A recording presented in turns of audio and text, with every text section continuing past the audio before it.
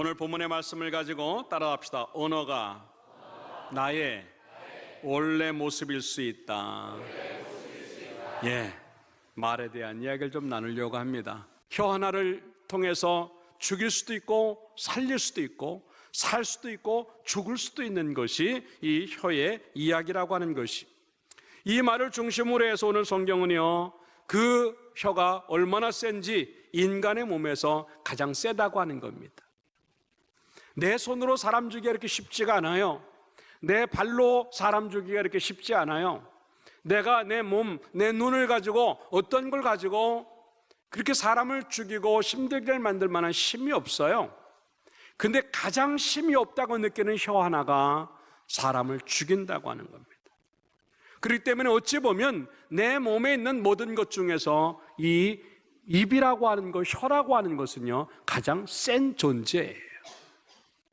근데 이런 센 존재들을 잘 관리하지 아니하고 조심하지 아니하니까 얼마나 큰 문제가 일어나는가 하는 겁니다. 그래서 저는 오늘 본문의 말씀을 가지고 제목을 그렇게 잡은 거예요. 언어는 나의 본래 모습이고 원래 모습이라고 하는 거예요. 아니에요. 나는 말만 그렇지요. 나는 착한 사람이에요. 말만 그렇지요. 나는 괜찮은 거예요. 아닙니다. 어느 정도 자기 자신을 숨길 수 있고 멋지게 표현할 수 있고 아주 점잖게 표현할 수 있지만 현장이 나오면요, 그게 이렇게 숨기기가 쉽지 않은 겁니다. 결정적인 순간에 자기의 본 모습이 나오는 거예요. 그 때문에 사람은 그 말하는 것만 보아도 어느 정도 수준을 압니다. 믿음의 수준도 표현되고 인품에 대한, 성품에 대한, 됨됨이에 대한, 인격에 대한 것들이 다 드러나는 게 이 말에서 나오는 겁니다. 나는 원래 멋있는 사람인데 제가 말이 좀 그래요? 아닙니다. 그 사람은 원래 그런 사람이에요.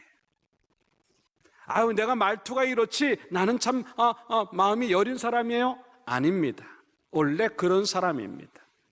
여리게 보이려고 애쓴 것뿐이지 원래 자기의 숨겨진 모습은 그럴 수밖에 없다고 하는 것을 우리에게 보여주는 그런 이야기입니다. 우리는 어쩔 수 없이 인간과의 관계 속에 살아갑니다. 오늘 예배드리는 성도와의 관계 속에서, 아니면 이번에 또 명절을 맞으면서 친지와 친척들, 여러 또 형제 자매들 만납니다. 그리고 작게는 우리 가정 안에서 우리 가족들과의 관계 속에 살아갑니다. 이 관계를 어떻게 만들어갈 수 있는가 하는 그 중심에 뭐가 되어 있냐면 언어가 존재하고 있어요. 그래서 이번 명절에는 가족들을 만나든 안 만나든 상관하지 아니하고 나 자신을 한번 돌아보면서 내 말이 어떤가, 내 언어 생활이 어떤가 하는 것들을 보면서 이 언어는 곧 내 인격이고 이 언어는 내 신앙의 수준이라 생각을 하고, 이번부터 여러분들의 언어가 좀 점잖고 품위 있게 바뀌고, 그걸 한마디로 표현하면 생명 있는 언어요, 살리는 언어라고 하는 것인데, 그러한 언어가 우리에게 존재하기를 주님의 이름으로 축원합니다. 한번 따라서 합시다. 살리는 말을 하자. 그럼 어떻게 하는 것인가 하는 것들을 몇 가지로 생각해 보면서 오늘 나는 첫째 따라서 합시다. 알아주는 언어인가? 내가 하는 말이 상대방을 알아주는 언어인가 하는 거예요. 사람은 누구나 다 인정의 욕구가 있어요. 인정받고 싶은 겁니다. 그거는 가까운 사람이든 먼 사람이든 상관하지 아니하고, 그건 나하고 어떤 관계든 상관하지 아니하고, 누구든지 다 나를 인정해 줬으면 좋겠다고 살아가는 것이 우리의 모습이에요. 그런데 이 인정을 안 하려고 합니다. 어떤 이유에서든지 모르지만 그 인정하려고 하지 않으니까 그것 때문에 어려워지는 거예요. 그 인정하는 언어가 뭔가? 감사합니다, 고맙습니다 하고 알아주는 거라는 거죠.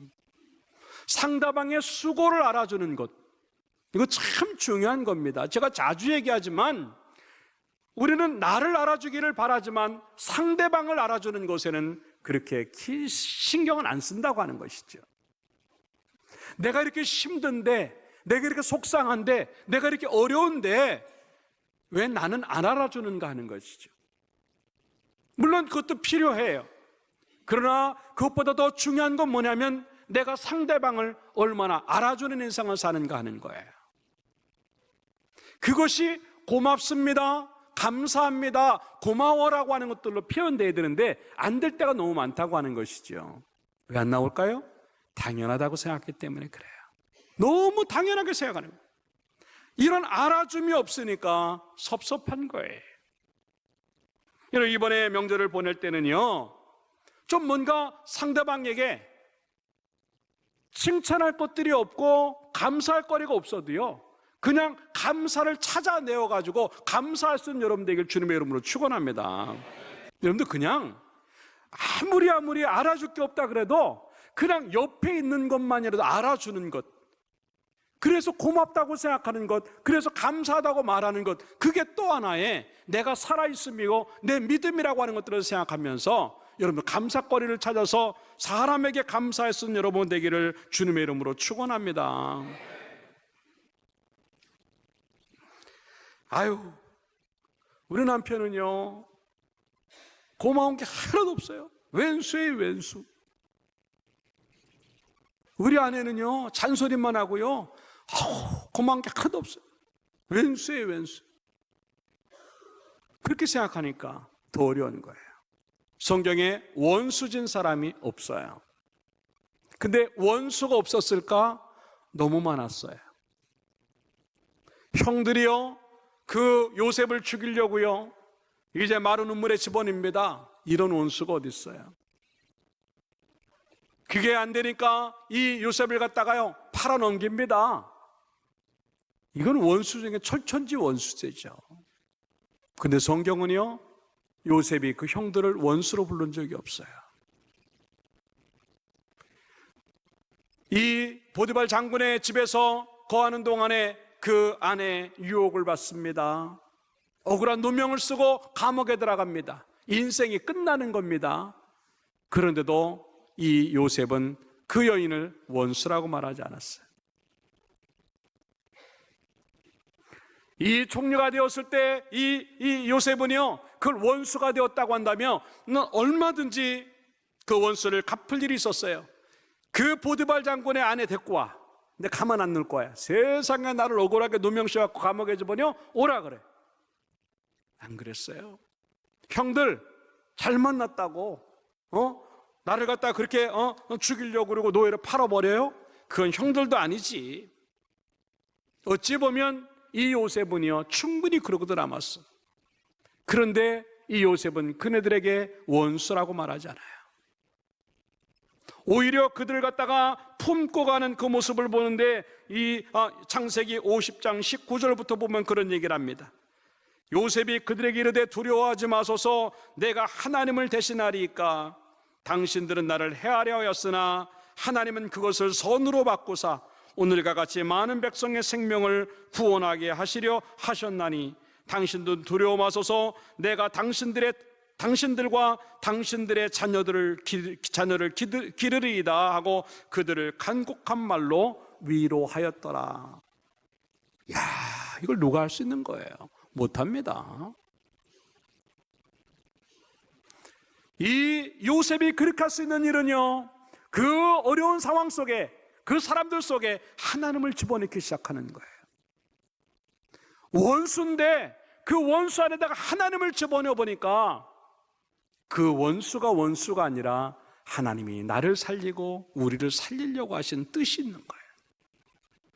나쁜 사람인데 그 나쁜 사람 속에 하나님을 집어넣어 보니까 원수가 아니고 하나님이 나를 위해서 존재하게 하신 또 하나의 도구였어요. 우리는 얼마나 많이 그런 일들을 겪습니까? 원수야 원수야 원수, 입버릇처럼 상대방에게 그렇게 얘기한다 하지 않는 자체라도 혼잣말이라도 저 왼수, 저 화상, 저 원수 죽었으면 좋겠다고. 좋겠어요? 아니에요. 그런 말 하면 안 되는 거예요. 그 언어는 정말 죽이는 언어예요. 근데 그게 왜 안 될까? 그 이상하고 어려운 사람들을 하나님의 눈으로 보지 않기 때문에 그래요. 그냥 원수를 원수로 보니까 안 되는 겁니다. 원수를 원수를 보는 거는 신앙인의 모습이 아니에요. 신앙의 내 모습은 그 원수까지도 하나님 안에서 볼 수 있어요.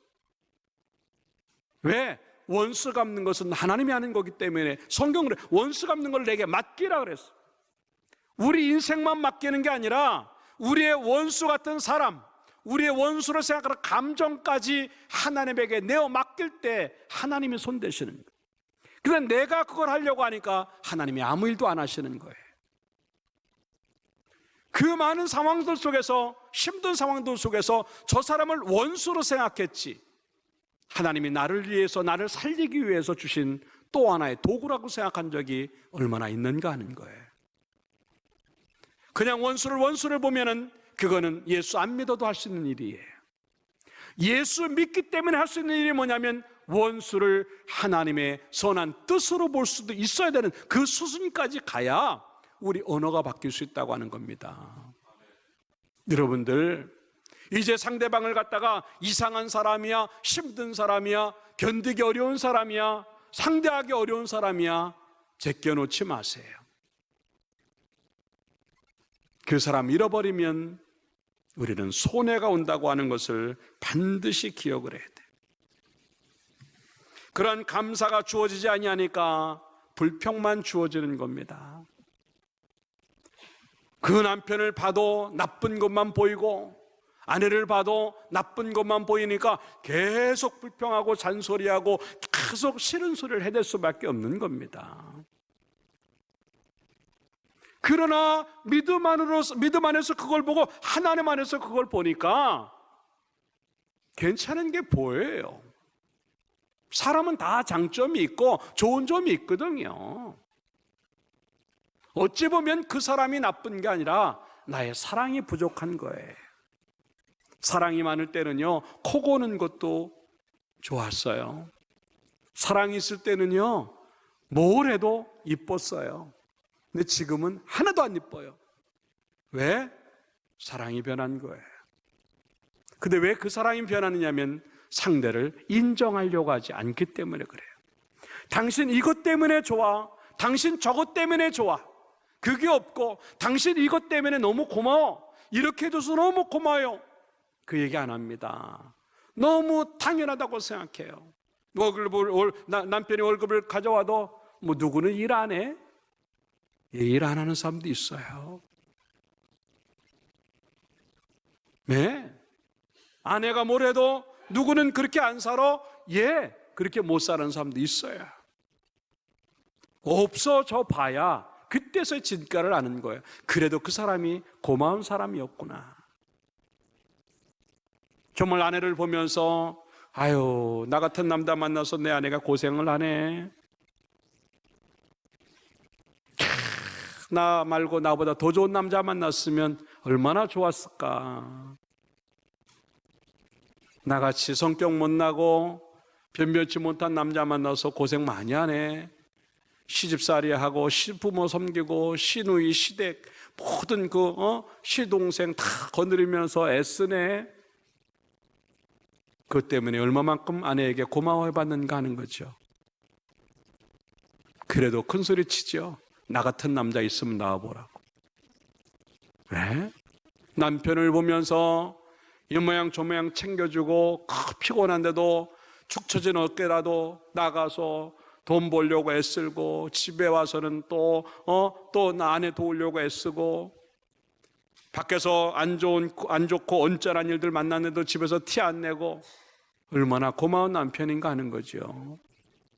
이제 그걸 알아주는 사람이 되기를 주님의 이름으로 축원합니다. 그럼 불평할 일이 없어요. 원망할 일이 없어요. 그걸 안 알아주려고 하니까 감사가 안 나오고 고마움이 없고 불평과 원망만 나오는 거예요. 그 때문에 성경은 뭐라고 얘기를 하고 있냐면 베드로전서 3장 7절에 그런 얘기를 하고 있습니다. 남편 된 자들아, 이와 같이 지식을 따라 너희 아내와 동거하고, 여기서 지식을 따라라고 하는 것은 알아줌이에요. 그 아내에 대해서 얼마만큼 아는가 하는 거지요. 그 남편에 대해서 얼마만큼 아는가 하는 거죠. 그러한 지식이 있는가 하는 겁니다. 무엇 때문에 울고 무엇 때문에 힘들어하는지. 그리고 저는 더 연약한 그릇이요 또 생명의 은혜를 유업으로 함께 받을 자로 알아라고 하는 거예요. 알아주라고 하는 거죠. 또 귀히 여기라라고 하는 말이 다 알아서 그거를 인정해 주는 것들을 의미하는 겁니다. 그런 인정함에 지금 목말라 있고 그런 인정함의 언어를 지금 필요로 하는데 우리는 그 언어를 쏙 빼고 있다고 하는 거예요. 그러면서 이렇게 알아주는 이유가 뭐냐면 따라잡시다. 너희 기도가 막히지 아니하려 함이라. 예, 믿음에 반드시 손해가 온다고 하는 겁니다. 왜? 지금 얘기했잖아요. 그 사람을 알아주고 인정해주고 좋은 것들을 찾으려고 하면은요 감사하고 고마워할 수 있어요. 그럼 내 믿음이 흔들리지 아니하고 은혜가 넘쳐요. 그런데 이 사람을 알아주려고 하자 인정하지 아니하니까 감사가 떠나고 불평과 원망만 생깁니다.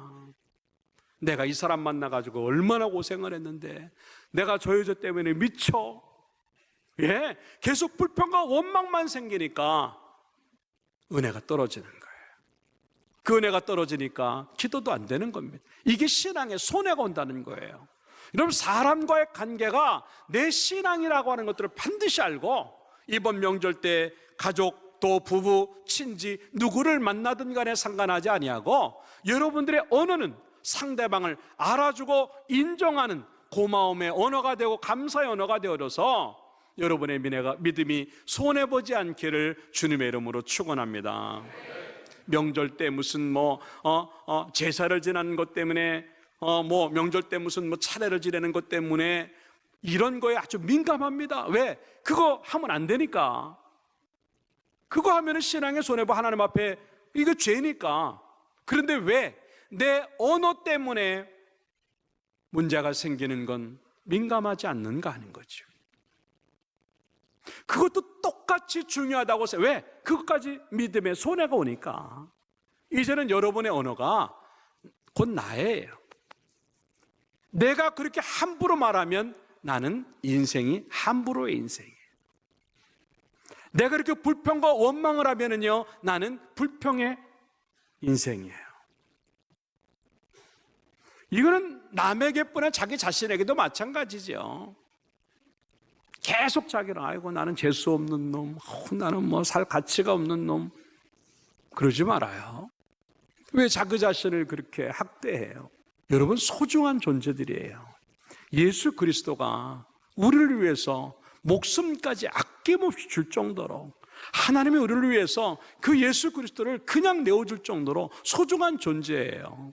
열등감, 자격지심, 의기소침, 우울감, 비교의식 그거 갖지 말고 당당하게 나는 소중한 사람이라고 하는 생각을 갖고 그리고 자기 자신에 대해서도 인정을 해주고 그리고 상대방에게 넘어갈 땐 그 인정이 더 커져서 감사해요, 고마워할 수 있는 여러분의 모습들이 만들어져서 이 명절에 사람들을 잃어버리지 않기를 주님의 이름으로 축원합니다. 그래서 에베소서 5장 4절에는 뭐라고 말을 하고 있냐면 따라합시다. 누추함과 어리석은 말이나 희롱의 말이 마땅치 아니하니 어울리지 아니하니 오히려 감사하는 말을 하라. 네, 성경은 이렇게 말합니다. 우리의 언어를 상대방을 공격하라고 주신 게 아니에요. 누추한 말, 어리석은 말, 이제 희롱의 말들은 다 상대를 공격하기 위한 겁니다.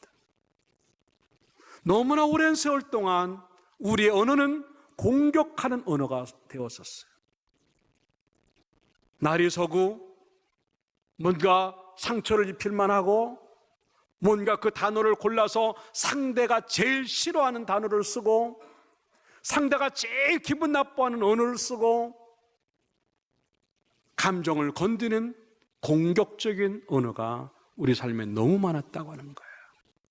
성경은 지금 그거는 마땅치 아니하다라고, 신앙인에겐 어울리지 않는 거예요. 은혜 받은 사람에겐 어울리지 않고 그래도 엘드림 교회 다니는 사람에게는 어울리지 않는 겁니다. 그렇기 때문에 성경은 도리어 감사하는 말을 하라 그랬어요. 여러분들 어울리지 않는 말 쓰지 마시기 바라요. 내 언어는 공격용, 감정 표현하고 감정 그 사람에게 퍼붓기 위해서 썼던 언어인가? 아니면 상대방에게 고마움을 느끼는 정제되어지고 품위 있고 신앙으로 만들어진 언어를 사용했는가 생각해 보면서 여러분의 입을 그렇게 살리는 데 쓰임받기를 주님의 이름으로 축원합니다. 두 번째 따라서 합시다. 풀어주는 언어인가? 예, 풀어주는 언어인가 하는 거죠. 사람과의 삶도 살다 보면 관계가 꼬일 때가 많아요. 누구의 잘못도 아닌데, 별거 아닌데 따지고 보면 별거 아닌 그것 때문에 사람과의 관계가 이리 꼬이고 저리 꼬이는 거예요. 풀어보려고 하는데도 또 꼬이고, 계속 꼬이고 꼬여서 그 사람 잃어버렸거나 아니면 인사도 안 하거나 아니면 그냥 대면하면서 살아가는 우리의 모습들이 많다고 하는 것이죠. 그 사람만 나타나면 쓱 돌아가고 봤는데도 못 본 척하고, 왜? 뭐가 이렇게 꼬여 있어서 그래. 그러나 살리는 언어는 뭐냐면 그 꼬여 있는 거를 풀어내는 언어가 돼야 되는 거예요. 부부 사이에도 마찬가지입니다. 오랜 세월 동안 아무렇지도 않게 했던 말들을 통해서, 아무렇지도 않게 했던 행동과 삶을 통해서 부부의 마음도 멍이 든 사람이 많아요. 가슴앓이하고 속상한 사람 많아요. 이걸 풀어내지 못해가지고 끄억끄억 하면서 우는 사람도 많아요. 그걸 뭐로 풀어주겠는가 하는 거죠. 이게 풀어주는 언어가 필요한 거예요. 그게 사과의 언어요, 미안해요, 잘못했어요. 정말 이것. 근데 우리는 그게 제일 안 됩니다. 이유는 뭔지 아세요? 알량한 자존심 때문에 그래요. 내가 먼저 손 내밀고 내가 먼저 잘못했다고 그러고 내가 먼저 사과하면 내가 저 사람한테 진다고 생각하는 거예요. 그런데 내가 저 사람한테 밀리고 내가 저 사람보다 못하다고 느낄까 봐 그게 겁이 나서 미안하단 말 안 해요. 그러나 여러분들, 내 남편보다 내가 좀 못나면 어때요? 내 아내보다 내가 좀 못나면 어때? 저 성도보다 내가 좀 못나면 어때요? 근데 그걸 못 견디는 겁니다. 내가 왜 먼저 사과해야 되는데, 예, 왜 먼저 사과해야 되는 줄 모르세요? 믿음 때문에 그래요. 하나님 때문에 그렇고 은혜 때문에 그런 거예요. 근데 우리는요, 그 생각 안 하는 거예요. 나만 써요. 나만. 그러면서 무슨 얘기를 합니까? 내 상처도 얼마나 큰데. 내 상처도 얼마나 큰데. 예, 맞아요. 다 우리는 그렇게 누군가에게 상처를 입고 꼬여 있는 경우가 많아요. 그러나 성경은 우리에게 지금 그 얘기를 하는 겁니다. 그거 풀어내라고 하는 거예요. 이번 명절이 부부가 만나든 부모 자식 간에 만나든 뭐 형제가 만나든 친척을 만나든 상관하지 아니하고 여러분의 언어를 통해서 그 관계를 회복하도록 사람들의 마음을 풀어내는 그런 언어를 쓰기를 주님의 이름으로 축원합니다. 막상 털어놓으면 미안해 그때, 뭘 난 다 잊어버렸는데 뭐 여태까지 생각하세요? 예, 간단한데 그걸 붙잡고 있는 거예요. 네가 먼저 사과해야지 하고 기다리고 있는 거예요. 그럴 필요 없어요. 좀 자존심 상하면 어때요? 하나님 인정해 주시면 되죠. 이게 넉넉함이고 이게 여유고 이게 신앙의 당당함이에요. 근데 그런 것들이 없으니까 꼬일 대로 꼬여놓고는 상대방에게 다 이렇게 전가할 때가 너무 많다고 하는 거죠. 내 잘못은 생각하지 아니에요. 다 상대 잘못이라고만 생각을 해요. 남에게 피해를 줬으면 미안하다 그래야 돼요. 그게 예의고 그게 인격이에요. 특히나 신앙인들은요, 그게 필요해요. 상대를 배려하는 것들이 부족하고 상대방 입장이 생각하는 것이 너무 부족하기 때문에 미안하다는 소리를 못하는 겁니다. 쏘리를 못하는 거예요. 그러니까 그게 안 되는 것들만큼 인간관계는 좁혀지지 아니하고 점점 더 꼬이는 우리의 모습 될 때가 얼마나 많은가 하는 거예요. 남편을 보면서 아유 더 좋은 여자 만났으면 더 행복했을 걸 그렇게 생각해 봤습니까? 그렇게 생각 안 해요. 아유 저 화상 만나 내 인생이 이렇게 됐다고 생각하죠. 아내를 보면서 아유 우리 집에 와서 고생 많이 했네, 많이 늙었네 나 때문에, 그렇게 생각하지 않아요. 내가 너 때문에 죽겠다고 말합니다. 잘못을 해놓고도 미안하다고, 문제가 있는데도 잘못했다고 말하지 않냐는 우리의 모습들이 얼마나 많이 존재하고 있는가 하는 것이죠. 그러나 이제는요 그렇게 살면 안 되는 겁니다. 우리들의 삶들 속에서 잘못했다고 하는 것들 그냥 넘어가지 말아요.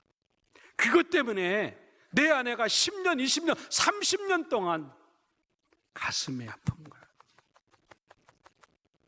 그것 때문에 내 남편이 몇 년째 가슴앓이를 하고 있는 거예요. 그거 풀어내야만 살리는 겁니다. 이번 명절에, 아니 오늘부터 남편과 아내에게, 그리고 자녀들에게, 그리고 사람들에게 잘못했다고 말할 수 있는 그런 마음을 갖고 사람들을 풀어내는 인생을 되기를 주님의 이름으로 축원합니다. 용서라는 것도 그런 거예요. 용서라고 하는 그 단어의 의미가 하나 중에 뭐냐면 풀어낸다라고 하는 뭐 풀어준다라고, 뭔가 그 사람하고 꼬여져 있는 것들을 풀어내는 것이 하나님이 원하시는 용서라고 하는 거죠. 그게 꼬이니까 인생도 꼬이고, 그게 꼬이니까 가정도 꼬이고 물질도 꼬이고, 얼마나 많은 어려움을 당하는데도 이거 풀어낸다고 하는 생각들을 안 하니까 점점 더 불행하다고 느끼는 거예요. 이제 정말 다시 한번 믿음으로 돌아가서 살리는 언어가 이거구나, 풀어내는 언어가 필요하구나 생각을 하고 상대방의 응어리를 이번 주에, 이번 명절에 다 풀어주기를 주님의 이름으로 축원합니다. 당신 뭐가 그렇게 힘들어? 뭐 때문에 그렇게 울었어? 뭐 때문에 이렇게 화가 나 있어? 그거 좀 풀어줄게. 이거 풀어내는 게 또 하나의 사랑이에요. 그래서 여러분들 이번에는 그러한 풀어냄의 언어가 꼭 있어서 살아나기는 주님의 이름으로 축원합니다. 마지막 세 번째 따라 합시다. 힘을 주는 언어인가? 네. 사람들에게 살리기 위해서 격려도 하고 칭찬도 하고 응원도 할 수 있는 언어인가 하는 거지. 근데 하기 싫어요. 왜? 나도 모르는 질투심이 이 속에 있어. 나도 모르는 시기심이 이 속에 있어. 칭찬해주면 저 사람이 나보다 더 높아질까 봐. 칭찬하면 저 사람이 나보다 더 박수 받을까 봐. 칭찬하면 저 사람이 나보다 더 잘 나갈까 봐 의도적으로 안 해요. 배가 아파요. 밥이 안 넘어가요. 저까짓 게 나보다 잘난 게 뭐가 있다고. 칭찬하고 싶지 않고 격려해주고 싶지 않고 높여주고도 싶지 않은 거예요. 이게 악한 거예요. 우리 속에 그러한 나쁜 게 있어요. 알지 못하는 시기심과 질투가 상대방을 절대로 높여주고 싶지 않은 거예요. 얼마나 좋아요. 당신이 최고라고, 당신 최고라고, 얼마나 당신 때문에 힘이 나는 줄 모른다고, 고맙다고, 어려워도 힘내라고, 뭐 자꾸 살리는 언어를 집어넣어줘야 되는데 그게 안 된단 말입니다. 왜? 저 사람 살면 내가 죽을 것 같으니까. 그러니까 자꾸 그걸 감추니까 비난만 하게 되고 뒷소리나 하게 되고 자꾸 그 사람을 깎아내리는데 내 언어가 쓸 때가 얼마나 많은가 하는 거예요. 부부간에도 마찬가지 아니에요. 질투심은 아니라 할지라도 깎아내리는 언어가 얼마나 많아요. 외모를 가지고 살쪘다고, 배 나왔다고, 삶이 왜 그러느냐고 깎아내리고 비난하고, 너는 저 텔레비도 안 보냐고 그러고, 무시하는 것들이 다 오히려 힘을 빼는 이야기들이 되고 만다고 하는 겁니다. 그냥 좋게 얘기하면 되는데도 그게 안 돼요. 우리는 가는 말을 곱게 하고 싶지 않은 거예요. 왜? 그 사람이 올라갈까 봐. 안 해요. 그 사람이 올라가야 나도 살아요. 근데 그 생각까지 안 가는 옹졸한 마음입니다. 아주 작은 마음들, 꽉 막힌 마음들이 우리 속에 있는 거예요. 물론 너무 말이 많아도 문제예요. 여러분, 말이 많으면 실수가 많아요. 실수할 때도 있어요. 사람은 다 말에 실수가 있다고 야고보서에 기록을 해요. 그러나 중요한 건 뭐냐면 이 실수가 의도된 실수인가, 의도하지 않은데 어떻게 잘못 나온 실수인가 하는 거죠. 습관적인 실수고 자주 쓰는 실수인가, 아니면 어쩌다가 정말 생각하지 못하게 나온 실수인가 하는 거죠. 우리는 너무나 많이 습관적인 실수가 많은 거예요. 삶이 그냥 실수가 되는 그런 언어가 많은 거예요. 말을 좀 줄이시기 바라요. 그리고 더 중요한 건 뒷얘기하지 마세요. 왜 사람에게 뒤에 가서 얘기를 합니까? 떳떳하게 앞에서 얘기하세요. 그렇게 할 자신 없으면 뒤에서 하지 마세요. 세상 말로 뒷담화라고 하는 거죠. 뒷담화하지 마세요. 그것 때문에 사람이 죽습니다. 만약에 그 사람을 위해서 뒤에서 얘기하고 싶다면은 칭찬만 하시기 바랍니다. 그 사람이 낸 기도 제목이 아니라고 한다면 여러분들이 나서서 기도 제목이라고 그 사람 비밀 얘기하지 마세요. 좋은 의도죠. 그 사람 A라고 하는 문제가 있대. 우리 다 같이 기도해 줍시다. 근데 그 A라고 하는 문제를 그 사람이 감추고 싶다면 여러분 쪽에서 먼저 얘기하면 안 되는 거예요. 구역장님들 조심하시고, 리더들, 회장님들 조심하시고, 또 성도들 조심하세요. 뒷얘기하면 안 됩니다. 그리고 성도들과 관계 속에서 조금 교회 일찍 나왔다고, 예수 먼저 믿었다고 아는 척하고 가리키는 태도로, 지시하는 태도로, 명령하는 태도로 그렇게 하지 마세요. 예민한 겁니다. 섬기는 자세로 리더가 되길 바랍니다. 그렇게 하자면 이게 은혜가 안 돼요. 정말 사람들에게 좀 힘들어도 그렇게 해야 되는 거예요. 뭔가 힘들어도 밥도 사주고 격려해주고 세워주고 자꾸 살려주면요, 내가 살 줄로 믿습니다. 근데 내가 힘들다고 자꾸 그걸 자르니까 그 사람 힘드니까 나도 힘들고, 내가 힘드니까 그 사람들이, 관계가 자꾸 꼬이는 거예요. 격려하는 언어가 또 한 번 사람을 살릴 수 있다고 하는 것들을 생각을 하고 함부로 하지 않기를 주님의 이름으로 축원합니다.